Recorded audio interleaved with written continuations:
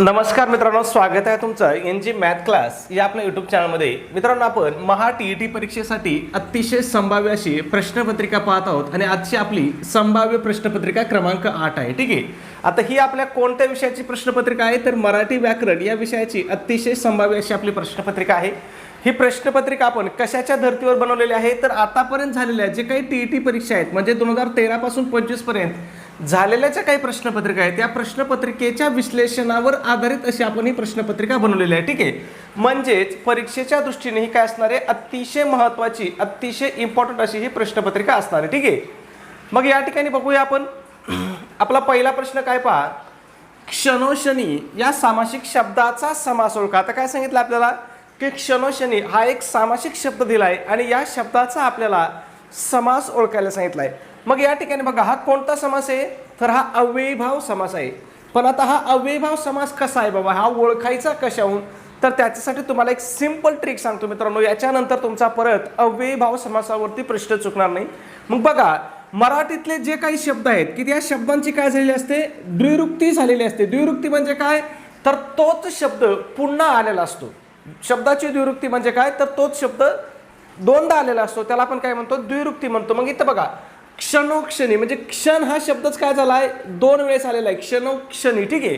म्हणून हा या ठिकाणी काय आहे अव्ययीभाव समास आहे. मग तुम्हाला फक्त एवढं लक्षात ठेवायचं आहे की मराठी शब्दाची द्विरुक्ती होऊन बनलेला जो काही जोड शब्द असेल त्या शब्दाला काय म्हणतात तर त्याला अव्ययीभाव समास म्हणतात. आणि याचा वापर कशाप्रमाणे केला जातो हे पण लक्षात ठेवायचं. अव्ययीभाव समासाचा वापर कशाप्रमाणे केला जातो तर तो क्रिया विशेषणाप्रमाणे वापर केला जातो. कशाचा, अव्ययीभाव समासाचा. हे पण परीक्षेमध्ये प्रश्न विचारलेला आहे की खालीलपैकी कोणत्या समासाचा क्रिया विशेषणासारखा वापर केला जातो. मग कोणत्या समासाचा केला जातो तर तो अव्ययीभाव समासाचा केला जातो. ठीक आहे.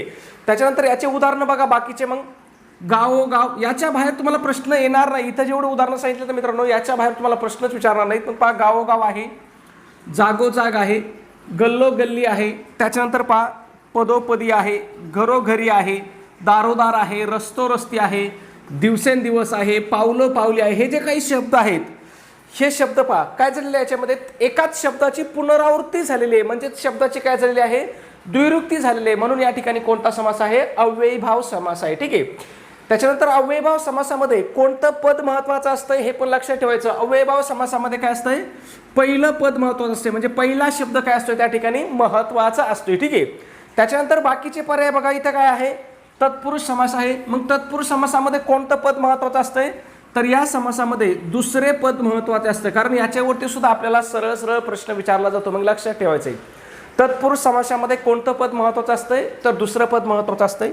त्याच्यानंतर द्वंद्व समासामध्ये काय असतंय तर द्वंद्व समासामध्ये दोन्ही पदे काय असतात महत्वाची असतात. द्वंद्व समासामध्ये काय असतात दोन्ही पदे अर्थाच्या दृष्टीने काय असतात महत्वाची असतात.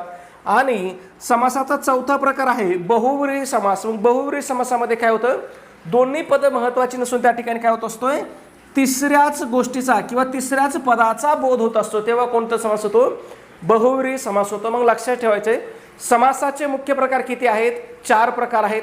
पहिला आहे अव्ययीभाव समास. अव्ययीभाव समासामध्ये कोणतं पद महत्वाचं असतंय तर पहिलं पद महत्वाचं असतंय. त्याच्यानंतर दुसरा प्रकार कोणता आहे तो आहे तत्पुरुष समास. तत्पुरुष समासामध्ये कोणतं पद महत्वाचं असतंय तर याच्यामध्ये दुसरं पद महत्वाचं असतंय. तिसरा प्रकार कोणता आहे आपला पहा तर तिसरा प्रकार आहे द्वंद्व समास. कोणता आहे द्वंद्व समास. आता याच्यामध्ये कोणतं पद महत्वाचं असतंय तर याच्यामध्ये दोन्ही पदं काय असतात सारखीच महत्वाची असतात. त्याच्यानंतर चौथा प्रकार आहे आपला बहुव्रीही समास. आणि बहुव्रीही समासामध्ये कोणते पद महत्वाचे असतात तर दोन्ही पद महत्वाची नसून त्या ठिकाणी काय होतो या समासावरून तिसऱ्याच पदाचा बोध होतो. त्याला काय म्हणतात बहुव्रीही समास म्हणतात. मग हे 4ही समास आपल्याला लक्षात ठेवायचे आहेत कारण परीक्षेमध्ये आपल्याला समासावरती 2 प्रश्न 100% आतापर्यंत प्रत्येक वेळेस झालेल्या परीक्षेमध्ये विचारलेले आहे. ठीक आहे. पुढे जाऊया प्रश्न क्रमांक 2 कडे. बघा काय विचारलंय बघा, गायीने गवत खाल्ले या वाक्यातील प्रयोग ओळखा. आता हा प्रयोग ओळखणं सुद्धा काय अतिशय सोपं आहे. प्रश्न आपला मला वाटतं कदाचित रिपीट झालेला आहे पण काही हरकत नाही. तुम्हाला काय सांगितलं इथं प्रयोग ओळखायला सांगितलंय. मग आपण काय सांगतो तुम्हाला ज्या वेळेस आता हा आजचा बोर्ड काय आपला थोडासा नवीन बोर्ड आहे याच्यावरती कदाचित मला वाटतं वरती टच झालं की वरून ते नोटिफिकेशन येतं आहे. ठीक आहे. ते बंद करावं लागेल. बघा मग प्रयोग बघा प्रयोग ओळखायचा असेल आपल्याला तर काय करायचं आहे प्रयोग ओळखताना आपल्याला पहिलं काय बघायचं आहे प्रत्यय कोणाला लागलेला आहे हे बघायचं. मग कर्त्याला प्रत्यय आहे का कर्माला आहे हे बघायचंय. मग वाक्य बघूया. गायीने गवत खाल्ले, या वाक्यामध्ये बघा कर्ता कोण आहे, गायीने कर्ता आहे, गवत हे कोण आहे, कर्म आहे. मग प्रत्यय कोणाला लागलाय बघा बरं, इथं गायीने या शब्दाला म्हणजे कोणाला प्रत्यय लागलाय, तर या ठिकाणी बघा कर्त्याला प्रत्यय लागलाय. ठीक आहे, कोणाला प्रत्यय लागलाय, कर्त्याला प्रत्यय लागलाय. ठीक आहे, कर्ता कोण आहे, गायीने कर्ता आहे, कर्त्याला प्रत्यय लागलाय. मग ज्यावेळेस कर्त्याला प्रत्यय असतो आणि कर्माला प्रत्यय नसतो त्यावेळेस कोणता प्रयोग असतो, तर त्यावेळेस कर्मणी प्रयोग असतो. लक्षात ठेवायचं, कर्त्याला प्रत्यय असतो, कर्माला नसतो, कोणता प्रयोग, कर्मणी प्रयोग असतो. ठीक आहे, त्याच्यानंतर बघा कर्तरी प्रयोगामध्ये काय होतं, तर कर्तरी प्रयोगामध्ये कर्ता हा प्रथमा विभक्तीमध्ये असतो म्हणजे कर्त्याला प्रत्यय नसतो. आणि भावे प्रयोगामध्ये काय आहे, तर कर्ता आणि कर्म दोघाला प्रत्यय असला तर तो काय असतो, भावे प्रयोग असतो. ठीक आहे, पुढे जाऊया. प्रश्न क्रमांक 3 काय बघा, तू वाईट वागलास म्हणून तुला यश मिळाले नाही, हे कोणत्या प्रकारचं वाक्य आहे. ठीक आहे, बघूया. मग बघा, तू वाईट वागलास म्हणून तुला यश मिळाले नाही. मग बघा, तू वाईट वागलास याचा परिणाम काय झाला, तर याचा परिणाम असा झाला की तुला परीक्षेमध्ये यश मिळालं नाही किंवा जीवनामध्ये यश मिळालं नाही. का, तर तू वाईट वागला होतास. मग तू वाईट वागला याचा परिणाम पुढच्या वाक्यामध्ये दाखवला आहे. म्हणून हे कोणतं वाक्य आहे, तर हे परिणामबोधक संयुक्त वाक्य आहे. ठीक आहे, कोणतं वाक्य आहे, परिणामबोधक संयुक्त वाक्य आहे. पुढे जाऊया. प्रश्न क्रमांक 4 बघा काय आहे, पुढीलपैकी चुकीची जोडपे, लिंगभेदाचं चुकीचं जोडपं आपल्याला ओळखायला सांगितलंय. मग बघूया आता या ठिकाणी बघा, बोका भाटी, त्याच्यानंतर जनक जननी, वाघ मुरळी, हंस हंसी. मग या ठिकाणी चुकीची जोडी कोणती बघा, तर चुकीची जोडी पर्याय क्रमांक 3 जोडी चुकीच दिली बघा, वाघ मुरळी दिले. हे वाघ मुरळी नसतं, हे काय असतंय, वाघ्या मुरळी असते. काय असतंय, ह्या वाघ ऐवजी इथं काय पाहिजे होतं, वाघ्या पाहिजे होतं. ठीक आहे, तेव्हा ती जोडी काय झाली असती, बरोबर झाली असती. आणि वाघ या शब्दाचं स्त्रीलिंगी रूप कोणतं आहे, तर ते काय आहे, वाघीण आहे. हे पण लक्षात ठेवा. मग हे बोका भाटी लक्षात ठेवा, जनक जननी, वाघ मुरळी, हंस हंसा हे सगळे काय आहेत, बरोबर जोडपे आहेत. कशाने, लिंग भेदभावाचे. ठीक आहे, पुढे जाऊया. प्रश्न क्रमांक 5 पहा, रामाने आंबा खाल्ला असेल या वाक्यातील काळ ओळखा. आता इथं एक वाक्य दिलंय आणि ह्या वाक्यातील आपल्याला काळाचा प्रकार ओळखायला सांगितलाय. आता परीक्षेमध्ये आपल्याला काळाचा प्रकार ओळखा याच्यावरती सुद्धा एक प्रश्न 100% विचारला जातो. ठीक आहे, मग बघा, रामाने आंबा खाल्ला असेल, ह्या असेलहून आपल्याला काय कळालं बरं, असेल म्हणजे ही क्रिया कधी होणार आहे, तर ही क्रिया भविष्य काळामध्ये होणार आहे. कधी होणार आहे, भविष्य काळामध्ये होणारी क्रिया आहे. मग या ठिकाणी बघा बरं, इथं पर्याय काय, भूतकाळ आहे, हा पर्याय कट होईल. इथं भविष्य काळ आहे, ठीक आहे. इथं पुन्हा काय आहे, भूतकाळ आहे, मग हा पर्याय कट होईल. इथं भविष्य काळ आहे. ठीक आहे, आता बघा भविष्य काळामध्ये सुद्धा आपल्या समोर किती पर्याय राहिलेत, 2 पर्याय राहिलेत.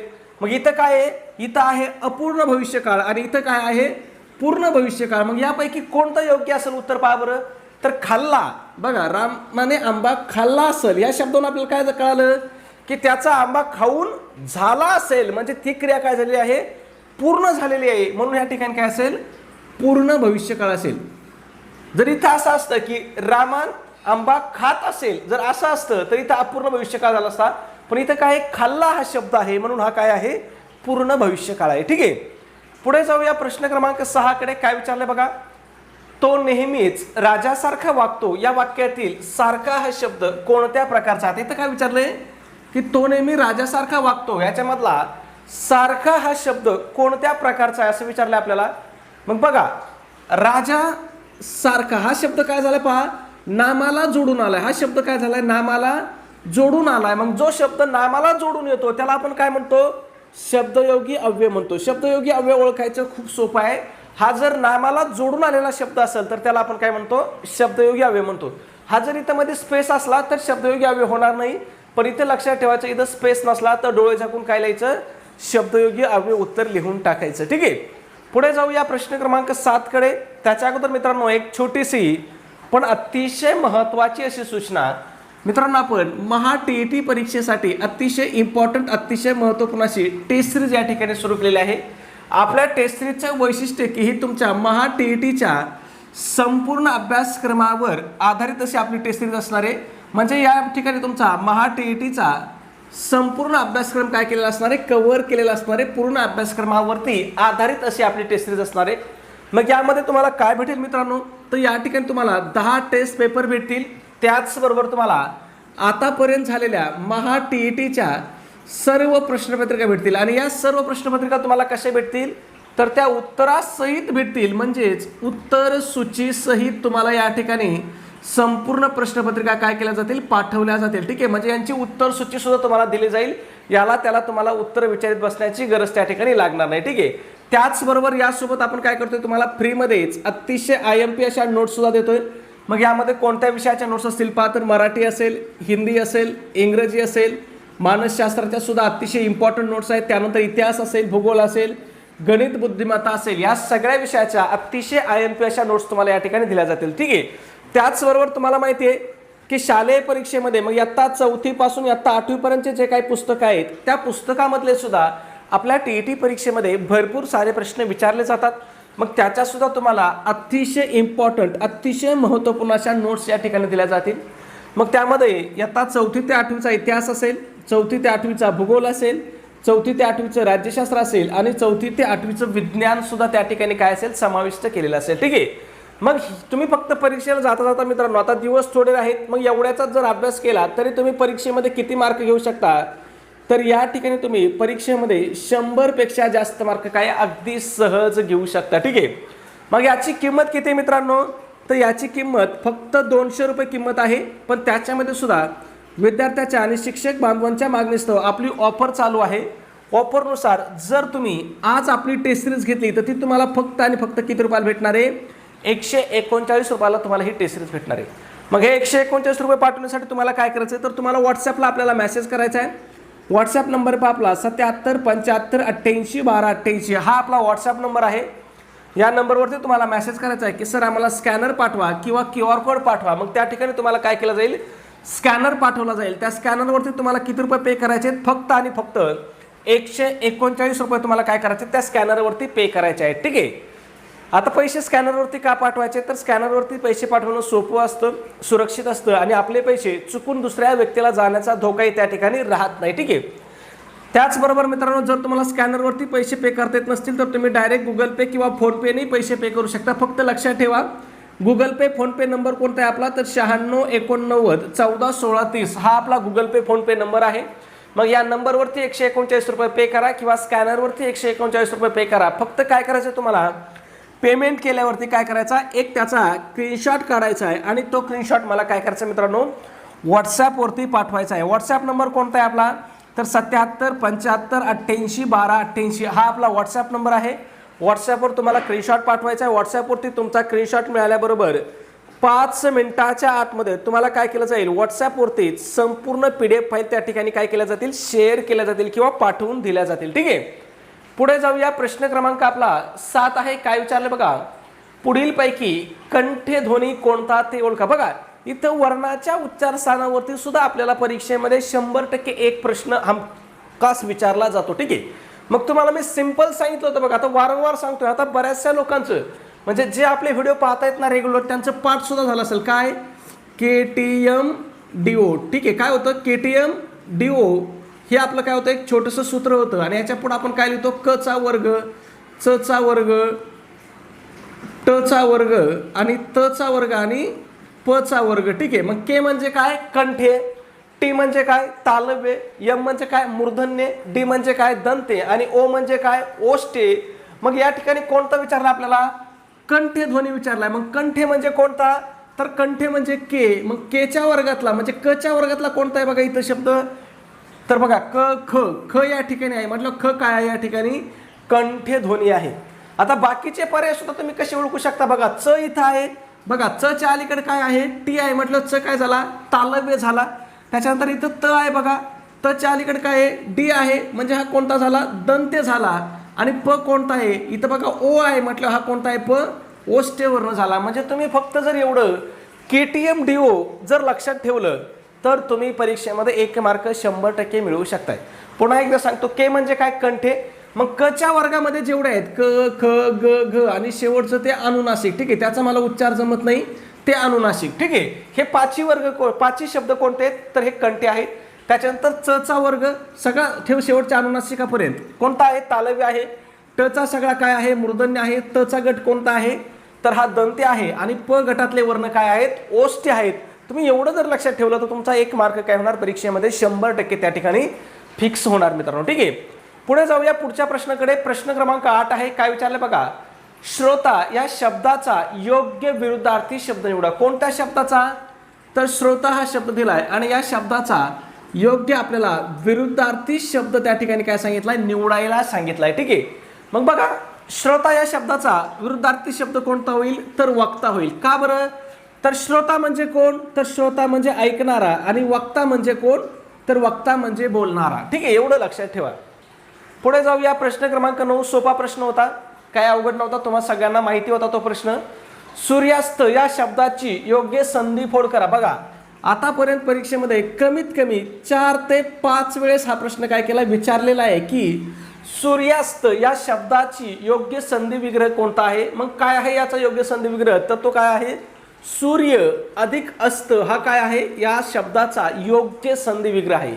आणि सूर्यास्त हा शब्द कोणत्या प्रकारची संधी आहे, तर ही सजातीय स्वरसंधी आहे. हे पण लक्षात ठेवायचं. हे काय आहे, स्वरसंधीचं उदाहरण आहे. आणि स्वरसंधीमध्ये सुद्धा कोणत्या संधीचं उदाहरण आहे, तर ते सजातीय स्वरसंधीचं उदाहरण आहे. ठीक आहे, पुढे जाऊया. प्रश्न क्रमांक 10 सोपा प्रश्न आहे पुन्हा बघा. विपिन या शब्दाचा योग्य समानार्थी शब्द कोणता. आता काय विचारलं आपल्याला की विपिन हा एक शब्द दिलाय आणि विपिन या शब्दाचा योग्य समानार्थी शब्द कोणता असं विचारलंय. ऑप्शन काय दिलेत पहा, अर्णव दिलंय, कानन दिलंय, शैल दिलंय आणि तडाख दिलंय. मग यापैकी विपिन या शब्दाचा योग्य समानार्थी शब्द कोणता आहे, तर तो कानन हा योग्य समानार्थी शब्द आहे. मग विपिन म्हणजेच काय, तर विपिन या शब्दाचे बाकीचे समानार्थी शब्द लक्षात ठेवा. विपिन म्हणजे काय, तर विपिन म्हणजे जंगल, जंगलालाच आपण काय म्हणतो, अरण्य म्हणतो. किंवा त्याचे अजून समानार्थी शब्द कोणते आहेत बघा, रान आहे, वन आहे, अटवी. हा प्रश्न सुद्धा परीक्षेमध्ये विचारलेला आहे, अटवी. मग अटवी हा शब्द सुद्धा काय आहे, जंगल या शब्दाचा समानार्थी शब्द आहे. त्याच्यानंतर कानन हा शब्द सुद्धा काय आहे, याच शब्दाचा समानार्थी शब्द आहे, ज्याच्यावरती आपल्याला प्रश्न विचारला होता. मग तुम्हाला जंगल या शब्दाचे समानार्थी शब्द लक्षात ठेवायचे. विपिन आहे, कानन आहे, अटवी आहे, अरण्य आहे, वन आहे, रान आहे, हे सगळे काय आहेत, जंगल या शब्दाचे समानार्थी शब्द आहेत. आता बाकीचे पर्याय बघूया. मग अर्णव या शब्दाचा समानार्थी शब्द कोणता आहे, तर समुद्र आहे. शैल या शब्दाचा समानार्थी शब्द कोणता आहे, तर तो पर्वत आहे किंवा डोंगर आहे.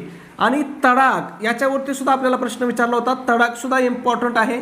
मग तडाख या शब्दाचा समानार्थी शब्द कोणता आहे, तर तो तलाव आहे. हे पण लक्षात ठेवा, कारण परीक्षेमध्ये आपल्याला या अर्णववरती प्रश्न विचारलेला आहे, तडाखवरती विचारलेला आहे आणि शैलवरती सुद्धा प्रश्न विचारलेला आहे.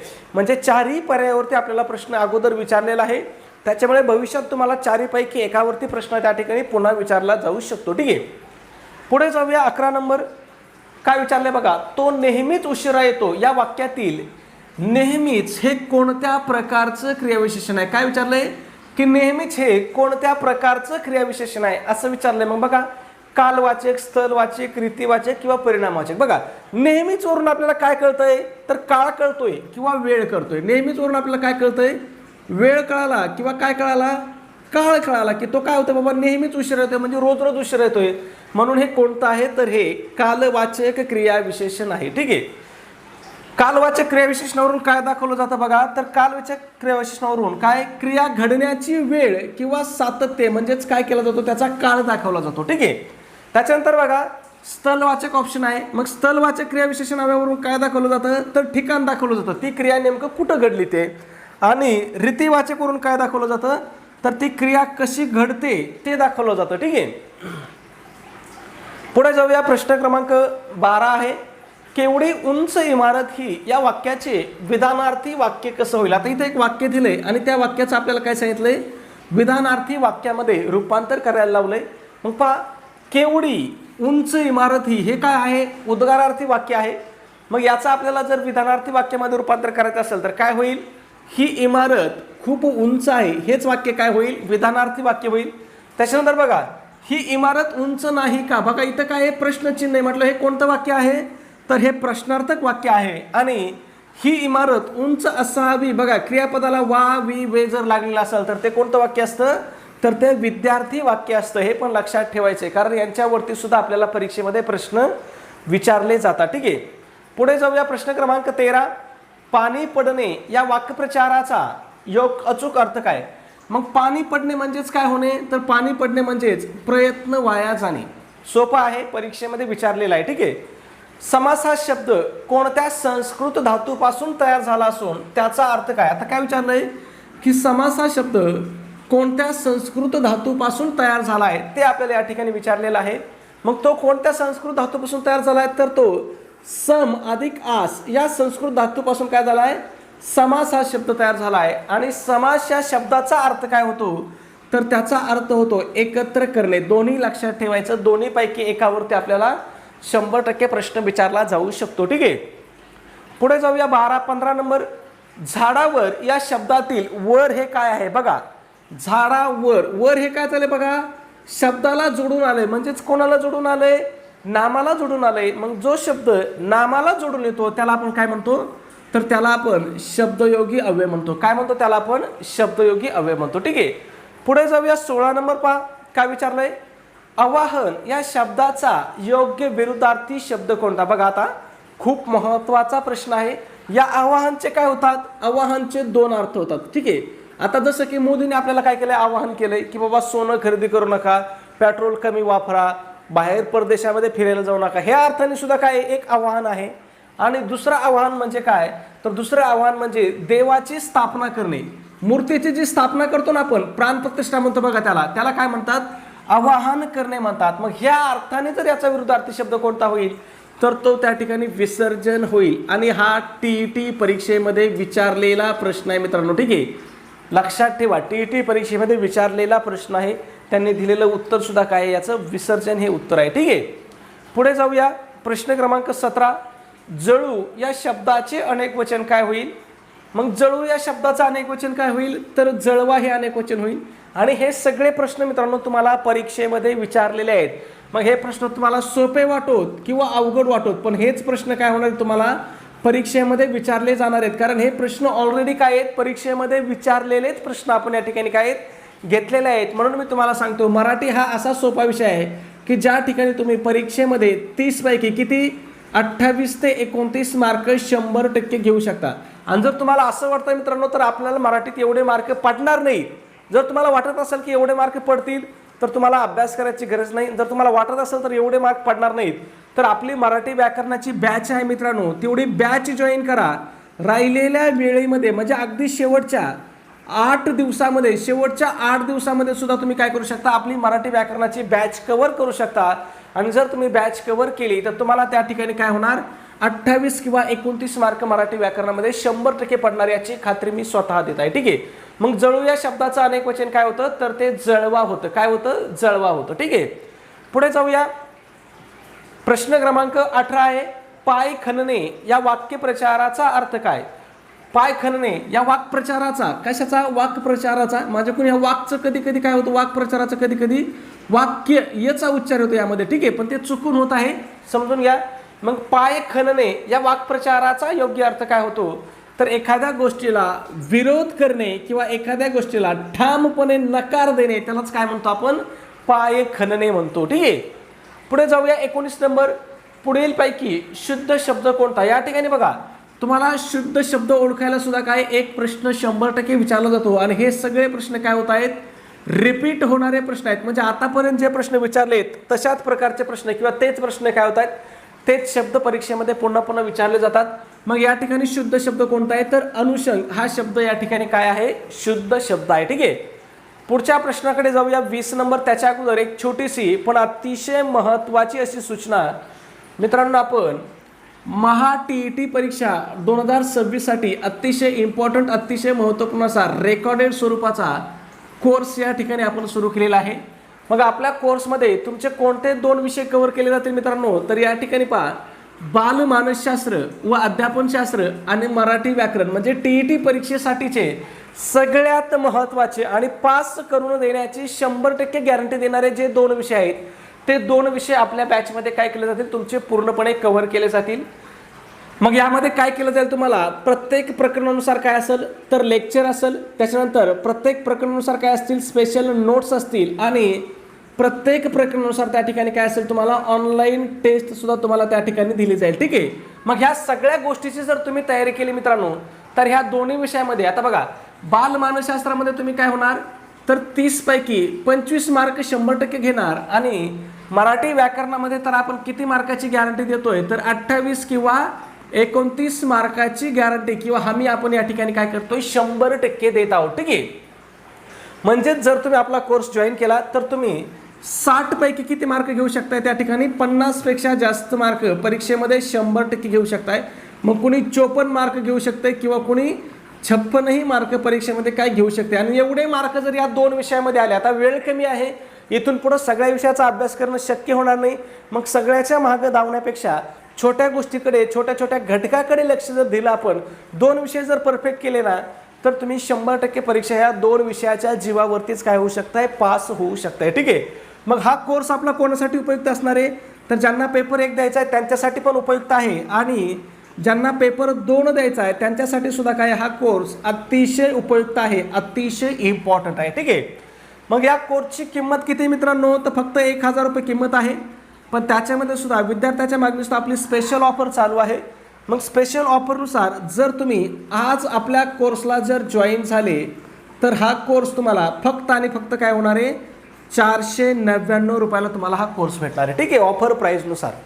मग यासाठी तुम्हाला काय करायचं आहे, तर आपलं ॲप्लिकेशन डाउनलोड करायचं आहे. ॲप्लिकेशनचं नाव काय, आपल्या NG क्लासेस या नावाने आपलं ॲप्लिकेशन आहे. ॲप्लिकेशन डाउनलोड केल्यावरती तुम्हाला ॲप्लिकेशनमध्ये काय करायचं आहे, 499 रुपये, आपले ॲप्लिकेशनचे 24 रुपये, असे तुम्हाला त्या ठिकाणी 523 रुपये काय करायचे, ॲप्लिकेशनमध्ये पेमेंट करायचं आहे. किंवा तुम्ही डायरेक्ट गुगल पे, फोनपेला या नंबरवरती 96 89 14 16 या नंबरवरती किती पेमेंट करू शकता, तर 499 रुपयाचं या ठिकाणी काय पेमेंट करू शकता डायरेक्ट या नंबरवरती. मी तुम्हाला काय करेल, कोर्सला जॉईन करेल. ठीक आहे. फक्त तुम्हाला काय करायचं आहे, पेमेंट केल्यावरती मला व्हॉट्सॲपला स्क्रीनशॉट पाठवायचा आहे. व्हॉट्सॲप नंबर आहे आपला 77 75 88 12 88. ॲप्लिकेशनची लिंक तुम्हाला कुठे भेटेल, व्हिडिओच्या डिस्क्रिप्शनमध्ये आहे, किंवा तुम्ही या व्हॉट्सॲप नंबरवरती आपल्याला जर मेसेज केला की सर आम्हाला ॲप्लिकेशनची लिंक पाठवा, तरी तुम्हाला त्या ठिकाणी काय केली जाईल, ॲप्लिकेशनची लिंकसुद्धा पाठवून दिली जाईल. ठीक आहे. पुढे जाऊया पुढच्या प्रश्नाकडे. प्रश्न क्रमांक 20 आहे. काय विचारलंय, ज्ञ हे खालीलपैकी काय आहे. काय विचारलंय, ज्ञ हे खालीलपैकी काय आहे. मग ज्ञ हे काय आहे, तर संयुक्त व्यंजन आहे. मराठी वर्णमालेमध्ये संयुक्त व्यंजन किती आहेत, तर ते 2 आहेत. मग ते कोणकोणते 2 आहेत पहा, तर ते आहेत क्ष आणि ज्ञ. या दोघांना पण काय म्हणतात, तर यांना मराठी वर्णमालेमध्ये विशेष संयुक्त व्यंजने म्हणतात. हे लक्षात ठेवा, प्रश्न त्यामध्ये विचारला जातो. ठीक आहे. मग संयुक्त व्यंजनमध्ये का पावलं, तर पहा 2 किंवा अधिक व्यंजने एकत्र येऊन शेवटी त्यात एक स्वर मिसळला की त्याला काय म्हणतो आपण, त्याला संयुक्त व्यंजन म्हणतो. मग संयुक्त व्यंजन म्हणजे काय, याच्यावरती सुद्धा आपल्याला प्रश्न विचारलेला आहे. मग लक्षात ठेवायचं. त्याच्यानंतर ही ज्ञची फोड कशी होती, याच्यावरती सुद्धा प्रश्न आहे. बघा कशी होती, द न य अधिक अ बरोबर ज्ञ, अशी याची फोड होती. मग इंग्लिशमध्ये आपण पेलिंग लिहितो ना बघा, DNYA. लक्षात आलं का. मग ही का लिहितो, तर हे द न य याच्यावरून आपण आणि ह्या अ वरून आपण ही इंग्लिशमध्ये अशी स्पेलिंग लिहितो. मग ज्ञानेश्वर शब्दाची स्पेलिंग पहा, डी पासून चालू होते. याला कारण काय, तर त्याची मराठी फोड कशी होती, द न य अ अशी काय होती, ज्ञ या शब्दाची फोड होती. ठीक आहे. पुढे जाऊया पुढच्या प्रश्नाकडे. प्रश्न क्रमांक काय 21 आहे. ज्या वर्णाचा उच्चार स्वतंत्रपणे होतो त्यांना काय म्हणतात. मग ज्या वर्णांचा उच्चार स्वतंत्रपणे होतो त्यांना आपण काय म्हणतो, तर त्यांना स्वर म्हणतो. काय म्हणतो, स्वर म्हणतो. मग स्वरांचा उच्चार कसा होतो, स्वतंत्रपणे होतो. म्हणजे त्यांना उच्चार करण्यासाठी दुसऱ्या कोणत्याही वर्णाची मदत लागत नाही किंवा गरज लागत नाही, म्हणून त्यांना काय म्हणतो आपण, स्वर म्हणतो. आणि जे व्यंजने आहेत, व्यंजने यांचा उच्चार कसा असतो, तर यांचा उच्चार स्वतंत्र नसतो. व्यंजनाचा उच्चार स्वतंत्र नसतो. लक्षात ठेवा. स्वराचा उच्चार कसा असतो, स्वतंत्र असतो. व्यंजनाचा उच्चार स्वतंत्र नसतो. तो पूर्ण करण्यासाठी काय करावं लागतंय, स्वरांचं सहाय्य घ्यावं लागतंय किंवा स्वरांची मदत घ्यावी लागते. मग उदाहरणार्थ बघा, क चा उच्चार कसा असतो बघा, क अधिक अ असतो, बरोबर आपण क असा त्याचा उच्चार करतो. ठीक आहे. आणि स्वरादी म्हणजे काय, तर ज्यांच्या उच्चाराच्या सुरुवातीला स्वर येतो त्यांना स्वरादी म्हणतात. किती स्वरादी आहेत, 2 स्वरादी आहेत. कोणते, अनुस्वार आणि विसर्ग, म्हणजे हा हे 2 काय आहेत, स्वरादी आहेत. हे लक्षात ठेवा. पुढे जाऊया. प्रश्न क्रमांक 22 आहे. पहा काय विचारलंय, ॲ आणि ऑ. ही ॲ आहे, टायपिंग मिस्टेक आहे. ॲ आणि ऑ या इंग्रजी स्वरांचा समावेश वर्णमालेमध्ये कोणी केला? मग याचा समावेश कोणी केलेला आहे? तर हा समावेश अरविंद मंगरुळकरांनी केलेला आहे. प्रश्न इम्पॉर्टंट आहे, लक्षात ठेवा.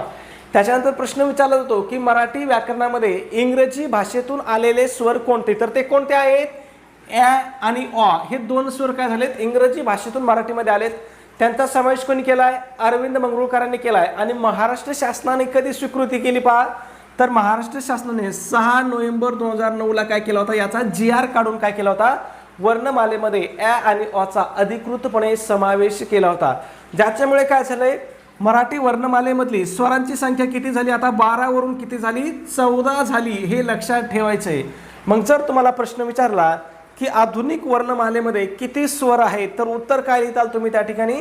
14 उत्तर लिहायचं, हे लक्षात ठेवायचं. आणि जर प्रश्न विचारला की पारंपरिक वर्णमालेमध्ये किती स्वर आहेत, तर लक्षात ठेवायचं पारंपरिक विचारलं तर 12 उत्तर लिहायचं, आधुनिक विचारलं तर 14 उत्तर लिहायचं. एवढं दोन्ही मधला सिंपल फरक तुम्हाला लक्षात ठेवायचा आहे. ठीक आहे, पुढे जाऊया. प्रश्न क्रमांक 23.